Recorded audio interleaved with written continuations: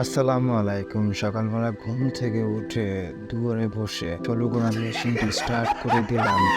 মেশিনটা চালাতে চালাতে বাইরে চলে আমাকে ডাল আর পান্তা ভাত খেতে প্রতিদিন একই খাইতে ভালো লাগে না। ভাতগুলো মাখাইলাম, পরে খেয়ে নিলাম।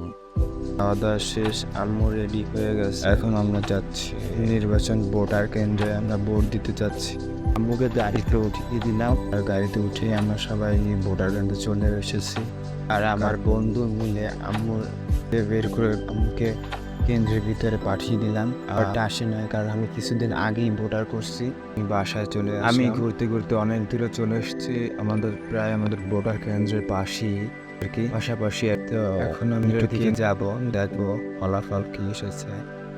শুনতে পেলাম যে আমাদের এখানে মোটর সাইকেল মার্কার জিতেছে আর টিউবওয়েল মার্কার হয়েছে 22 চেয়ারম্যান। বাসার উদ্দেশ্যে রওনা দিলাম।